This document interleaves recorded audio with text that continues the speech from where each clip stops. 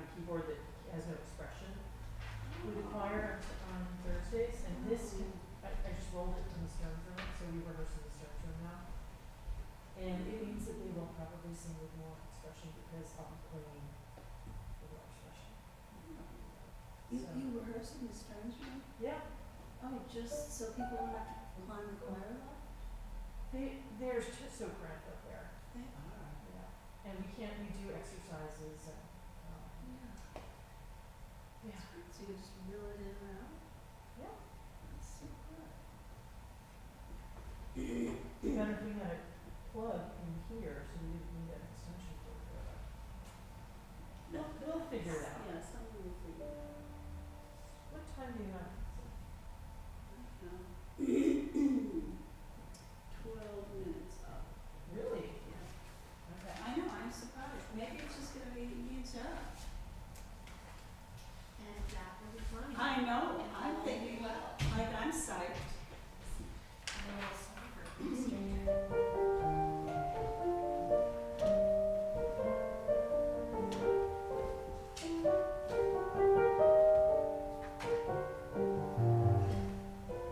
You want some help with something?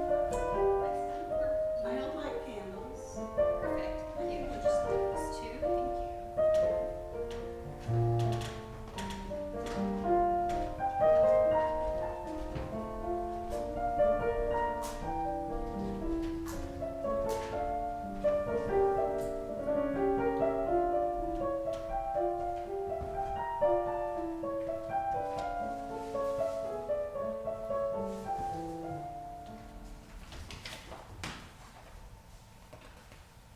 Where do the candles, where do the, Stick them under the. okay, under the thing?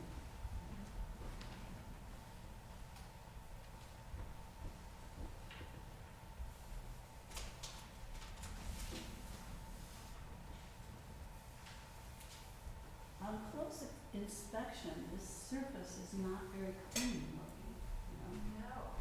No, it's good that it's angled away from the audience. It is, 'cause it's kind of gnarly looking. Okay.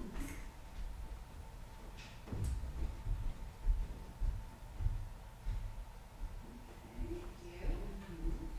You know what I'm thinking is that this has historically been a very sparsely attended service. I might push from down here. With Brian over there, and I might set up a little electoral thing next to it. So up to you whether you might wanna read from here or from up there. I'm not gonna go up there. Kidding me? Your call. Thank you. Okay. I mean, I do love stage, but I can make a stage wherever I can. Alright. Shall I find you a music stick? You love it. Thank you. I'm gonna. Okay, here we go.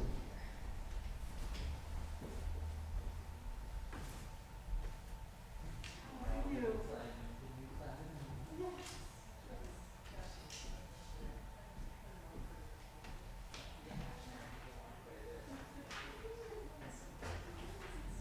Yeah, thank you for sharing my, completed excitement about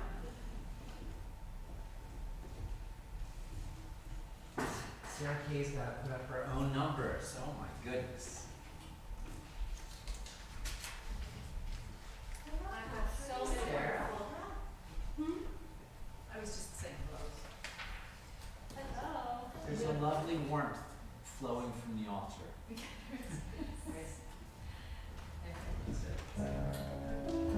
You don't have to sit in the back.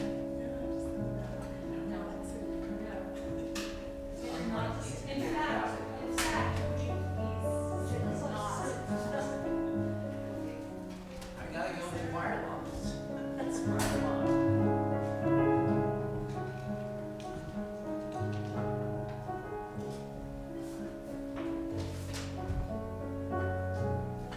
So,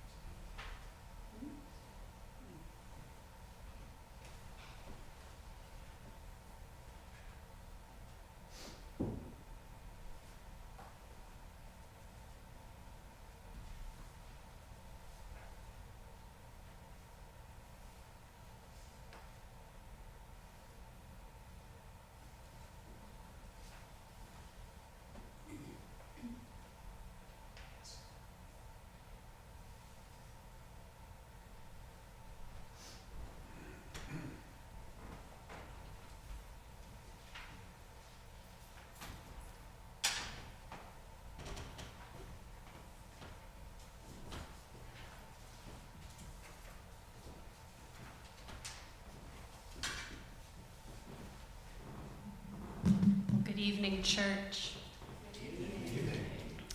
Welcome to worship with the First Parish in Lincoln here this Ash Wednesday evening.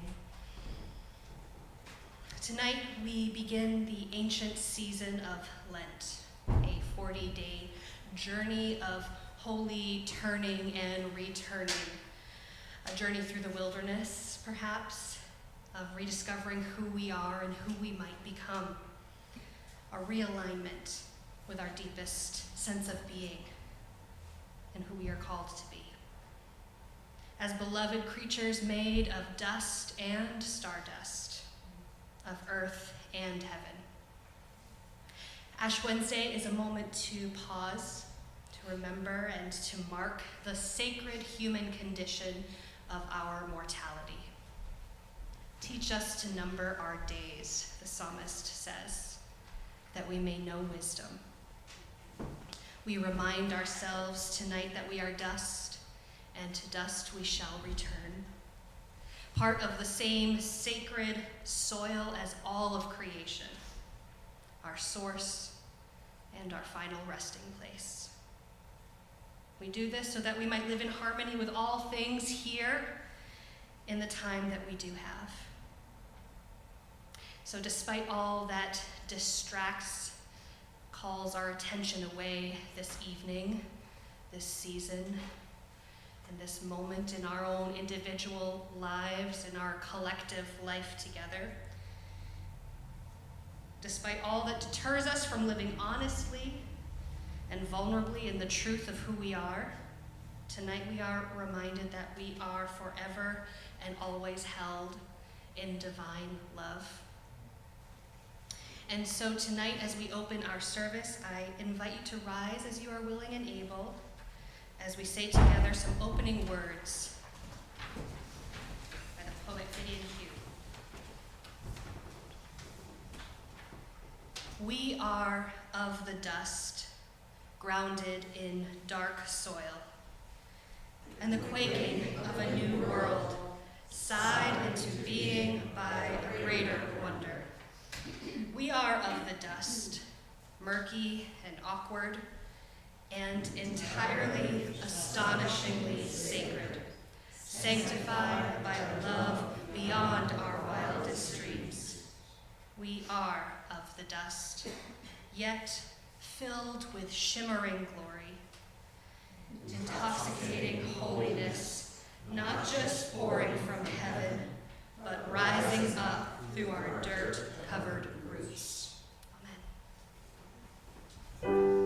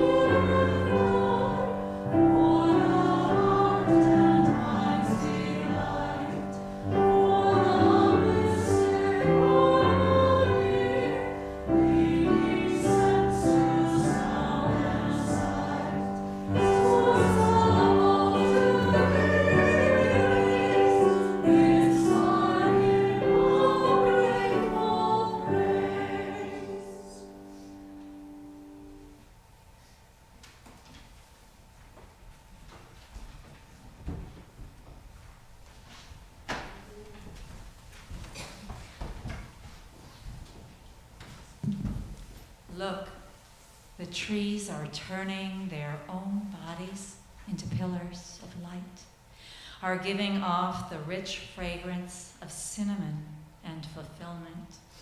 The long tapers of cattails are bursting and floating away over the blue shoulders of the ponds, and every pond, no matter what its name is nameless now. Every year, everything I have ever learned in my lifetime leads back to this: the fires and the black river of loss, whose other side is salvation, whose meaning none of us will ever know. To live in this world, you must be able to do three things: to love what is mortal, to hold it against your bones, knowing your own life depends on it, and when the time comes to let it go, to let it go.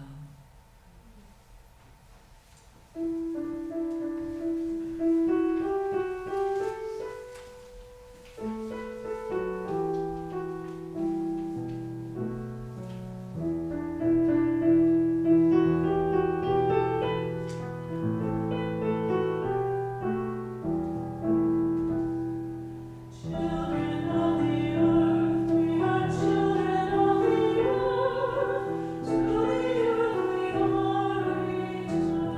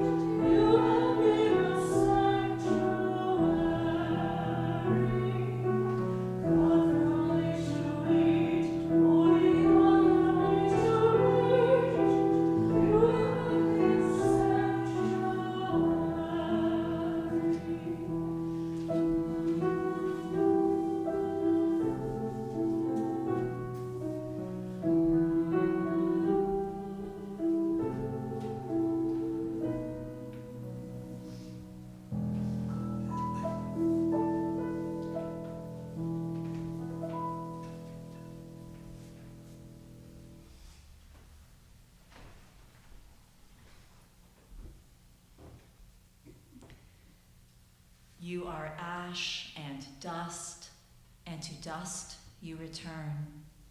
O beloved, soak in the rays of sun. Allow your breath to slow and your heart to rest. You are not the sum of your accomplishments. O beloved, float on the river with friends. Laugh from your belly about that time you shot milk from your nose and tears ran down your cheeks. You are not the sum of your bank account. Oh, beloved, feel the wind on your face. Stand still with that warm embrace. Speak the truth of this existence. You are not here but for a rush of time. Oh, beloved, that you would lie beneath the magnolia in the summer, her thick leaves protecting you from the heat while you eat a chicken salad sandwich with your beloved. You are not the speed of your productivity. Oh, beloved, be blessed by the immutable truth of presence. Learn along with me how to see. This is the only moment. Now this, now this, now this. You are ash and dust, and to dust you return.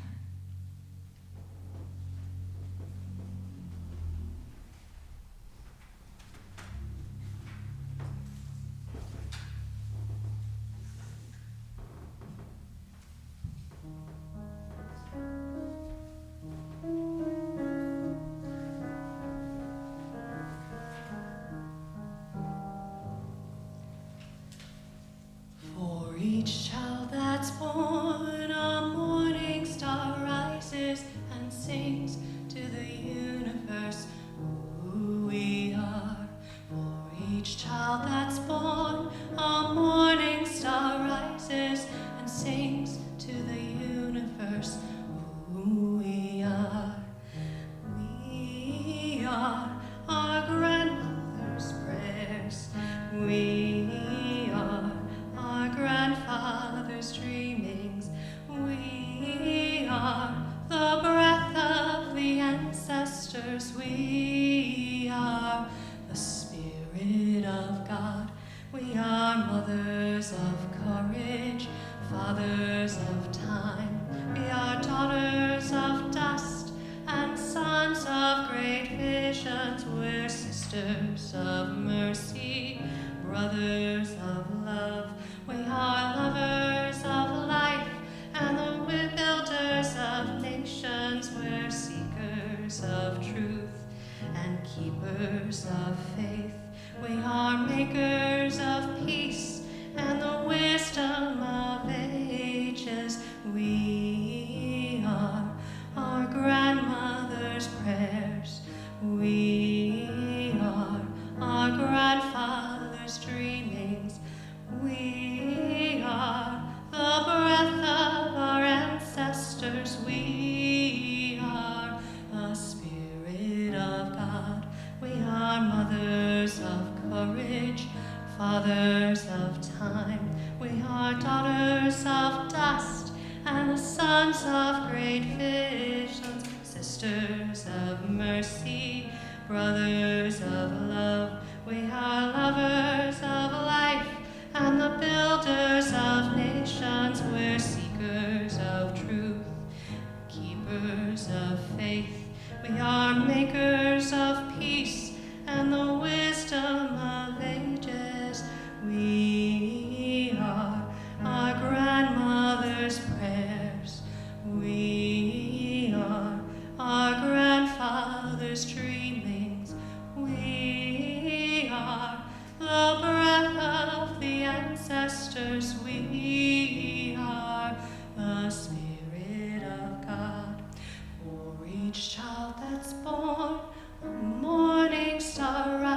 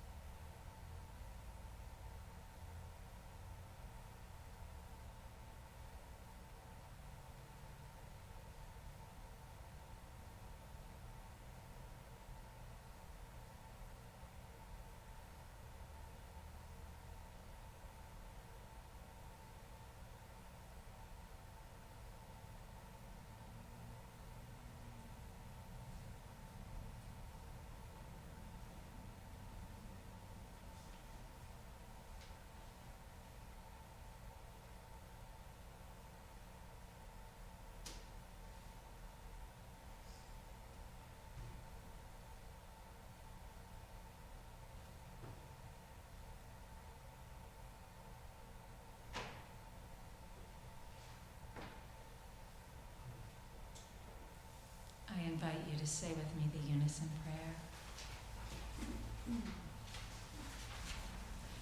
God of the dust we were before, God of the dust we will become, God of the breath that has brought this dust to life, each day contains a miracle bounded by our mortality. In this season, we mark ourselves as creatures dependent on you, drawn up from a shared earth and separated from each other only by a desire to be more than we are. May we, who will return to the earth, use these days to draw closer to you and to all those who share this earth, this breath, this animating love that can bring even ash to life. Amen.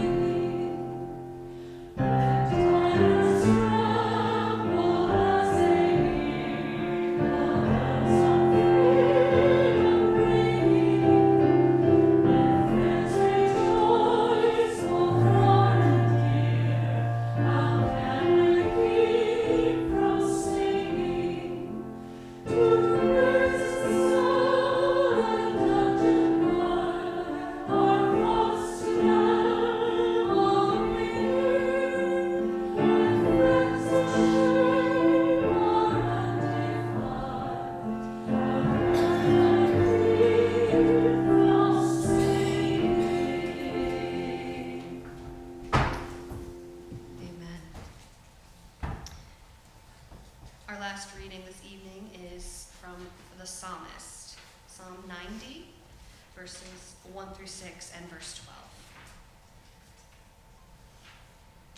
Holy breath of life, you have been our dwelling place in all generations. Before the mountains were brought forth, or ever you had formed the earth and the world, from everlasting to everlasting, you are God. You turn us back to dust and say, return, children of the earth. For 1,000 years in your sight are like yesterday when it is past, or like a watch in the night. You sweep them away. They are like a dream, like grass that is renewed in the morning. In the morning it flourishes and is renewed. In the evening it fades and withers. So teach us to number our days, that we may gain a wise heart.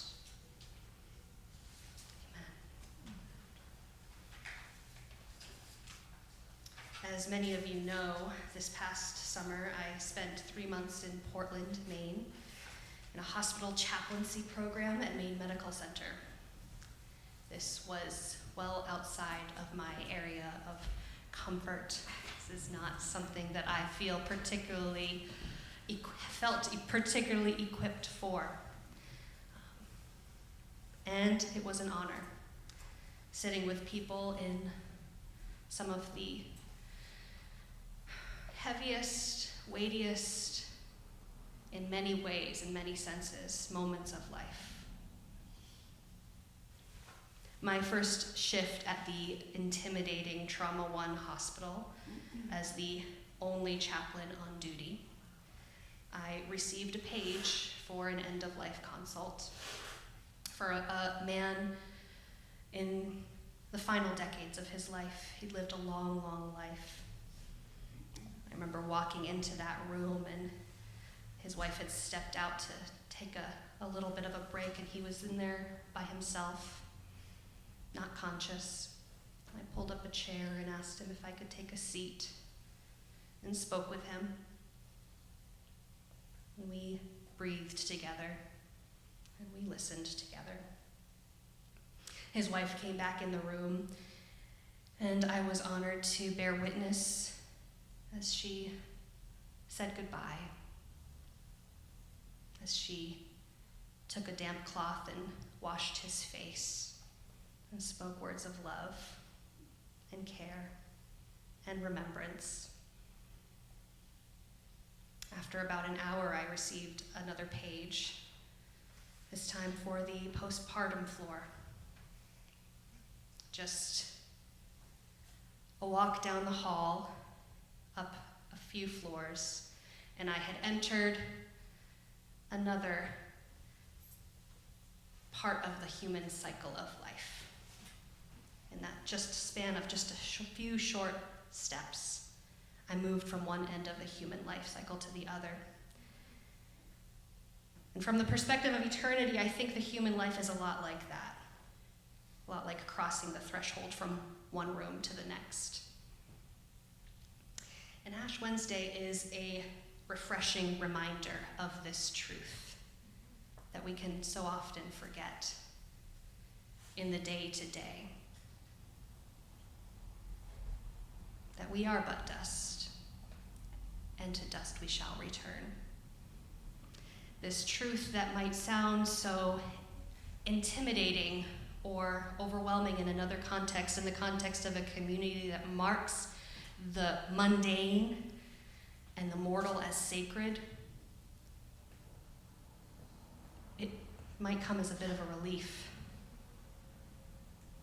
like the chance to just have a holy exhale as you've been holding your breath for so long in the day-to-day. The season of Lent, we are invited to reflect on what it means to be mortal.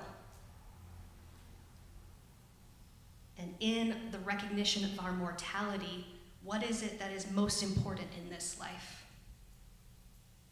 As the poet charged us, to live in this world, you must be able to do 3 things. To love what is mortal, to hold it against your bones, knowing your own life depends on it. And when the time comes to let it go, to let it go. We are called to decide what in this beautiful and broken world is truly worth all of these numbered days, however many there may be. What is worth our finite attention, our finite energy? What is it that we love that we know we must hold close to these mortal bones?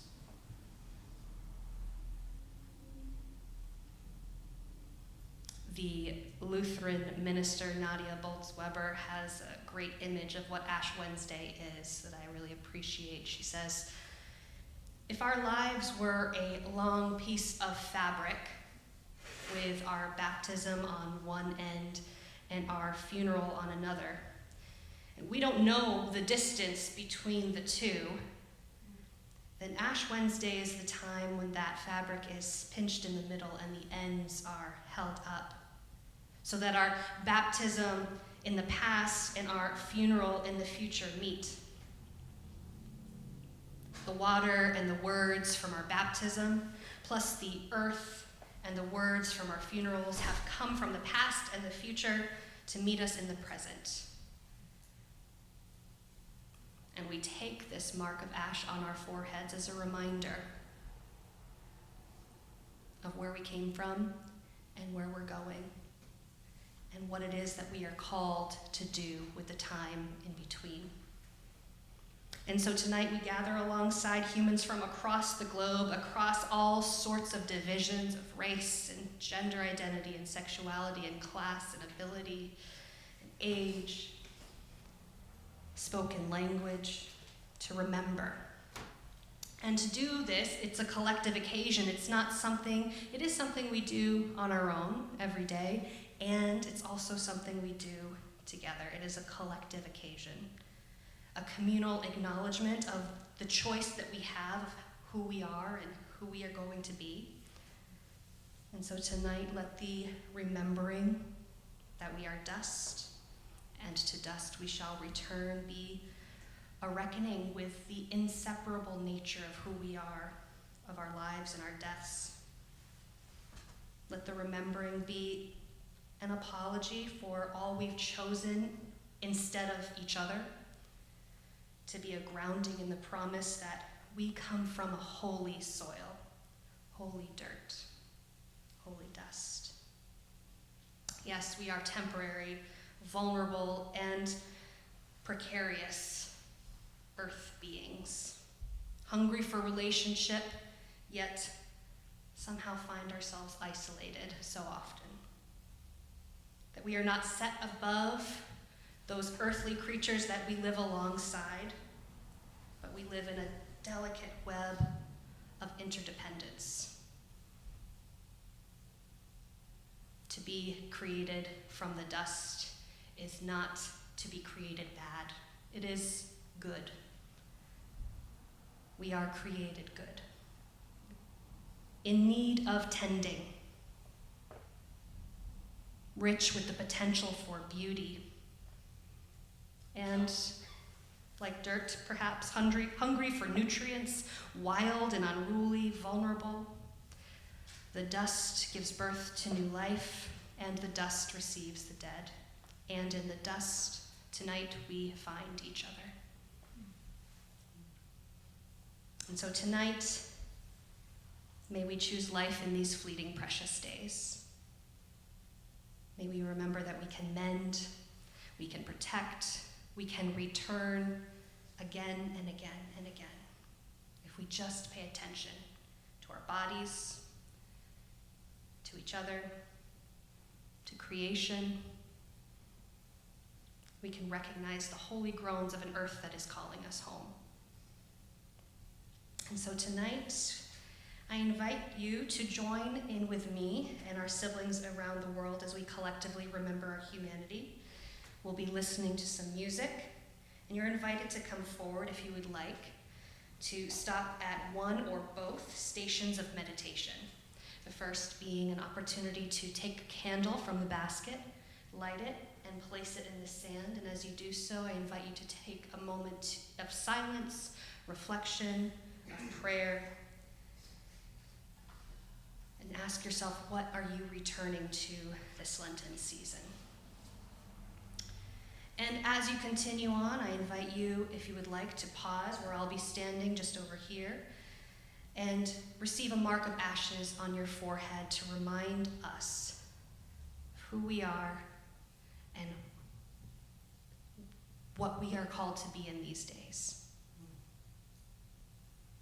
If you would like, you can have the mark on your forehead or on your hand. We'll start on this side, my left, your right, come forward, and then go in a counterclockwise motion. And so now remember, beloved child of dust and stardust, you are holy. Your life is sacred. Return now to who you are and who you might become in the spirit of love. Amen.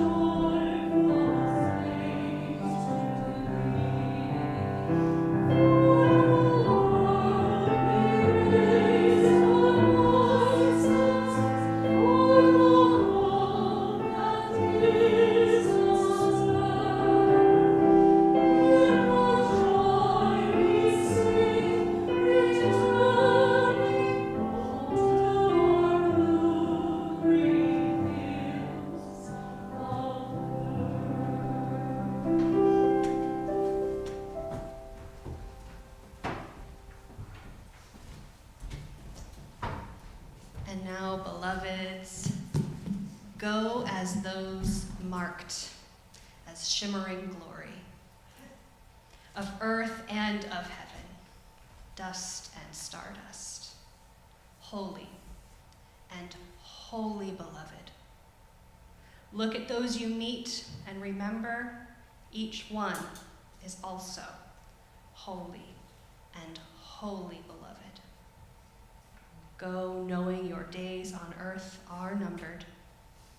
So make the most of each day you are given by showing kindness and doing justice.